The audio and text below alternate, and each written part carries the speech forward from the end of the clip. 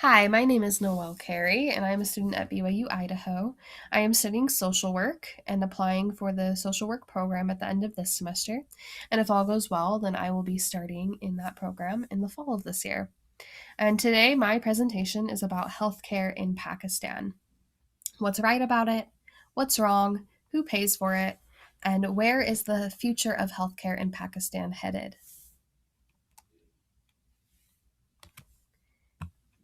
So, what is healthcare? Healthcare is the system of providing for the health and well being of individuals. There are many pros and cons with any healthcare system, but one universal problem of healthcare in general is providing that care for all individuals.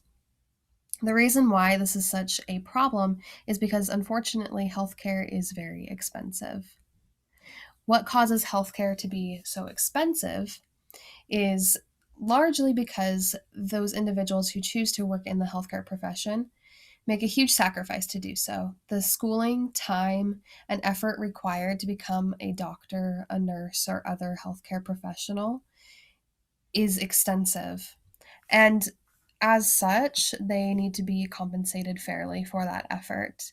Otherwise, no one would become one of these professionals because it is so much work and such a sacrifice. And so this leads to the healthcare itself being expensive. So, what does healthcare look like in Pakistan? In Pakistan, their healthcare system is not very well developed. It's kind of confusing who pays for it, what's paid for. And in order to receive quality healthcare, it's very expensive. Usually, it's only the rich elite that can afford quality healthcare, and the rest of healthcare for the general public is pretty substandard. In Pakistan, only 0.42% of their GDP is spent on healthcare, which is not very much when considering that in the United States, about 8.3% of our GDP is spent on healthcare, so almost 20 times as much as is spent on healthcare in Pakistan. Who pays for healthcare in Pakistan? So 78% of healthcare is paid for out of pocket by individuals. The private sector constitutes the majority of the healthcare system, while the state picks up the remaining portion of the healthcare system. One illustration of some issues with the healthcare system in Pakistan is shown by looking at the leading cause of death in women in childbearing age, so between the ages of 15 and 45. And when we look at this figure, we can see that 20% of deaths in that age range of women are due to complications of pregnancy and childbirth. This is a huge portion of those annual deaths of those women. This is not surprising when we consider how women are treated in Pakistan historically, as we've learned throughout this semester. But this highlights a huge problem that it is not only a social problem, but also a health and safety problem as well for these women that are not receiving proper care. The maternal mortality rate has improved over the years, giving us hope that the future of healthcare in Pakistan is improving, and specifically for women.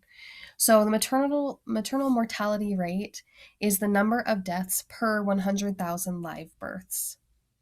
In 1990, it was 431. 10 years later, it reduced to 306. And in 2015, the last date that this was recorded, it was down at 178. And this is according to statistics from the World Health Organization.